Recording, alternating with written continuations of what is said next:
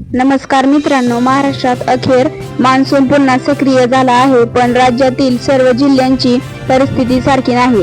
काही भागात पावसाने दमदार हजेरी लावली आहे, तर काही जिल्ह्यांमध्ये अजूनही पावसाची मोठी तूट कायम आहे.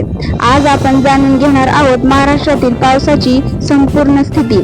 सर्वप्रथम चांगली बातमी, कोकण विभागात पावसाने जोरदार पुनरागमन केले आहे. रत्नागिरी, सिंधुदुर्ग, रायगड आणि ठाणे परिसरात ढगांची गर्दी वाढली असून अनेक ठिकाणी मुसळधार पावसाची नोंद झाली आहे. हवामान विभागाने कोकण आणि गोवा भागासाठी पुढील काही दिवस जोरदार पावसाचा इशारा दिला आहे. मुंबईतही अखेर मान्सून दाखल होण्याची प्रक्रिया वेगाने सुरू झाली आहे. जून महिन्यातील 12 वर्षातील सर्वात कमी पावसानंतर आता नागरिकांना दिलासा मिळण्याची शक्यता निर्माण झाली आहे. विदर्भातील अनेक जिल्ह्यांमध्ये परिस्थिती चिंताजनक आहे. बुलढाणा आणि गोंदिया जिल्ह्यात तब्बल 89% पावसाची तूट नोंदवली गेली आहे. यवतमाळ, वाशिम, वर्धा, अमरावती आणि गडचिरोलीमध्ये पावसाची मोठी कमतरता दिसून येत आहे.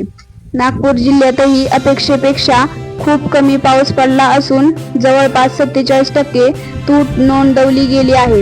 त्यामुळे शेतकरी चिंतित आहेत आणि खरीप पेरण्या खोळंबल्या आहेत. पुणे जिल्ह्याची स्थिती देखील धक्कादायक आहे. जून महिन्यात पुणे जिल्ह्यात तब्बल 83% पावसाची तूट नोंदवली गेली आहे. अनेक धरणांमधील पाणीसाठ्यावर त्याचा परिणाम दिसून येत आहे. महाराष्ट्रात जून महिन्यात सुमारे 75 ते 80% पावसाची तूट निर्माण झाल्याचे अहवाल सांगतात. त्यामुळे शेती, पाणीपुरवठा आणि जनजीवनावर परिणाम होण्याची भीती व्यक्त केली जात आहे. मात्र आता आशेचा किरण दिसू लागला आहे. हवामान विभागाच्या अंदाजानुसार कोकण, मध्य महाराष्ट्र आणि मराठवाड्यात पुढील काही दिवसात पावसाचा जोर वाढणार आहे. त्यामुळे शेतकऱ्यांना दिलासा मिळू शकतो आणि रखडलेल्या पेरण्या पुन्हा सुरू होण्याची शक्यता आहे. तर मित्रांनो, एका बाजूला कोकणात मुसळधार पाऊस सुरू झाला आहे, तर दुसऱ्या बाजूला विदर्भ आणि पुण्यासह अनेक जिल्ह्यात अजूनही पावसाच्या प्रतीक्षेत आहेत.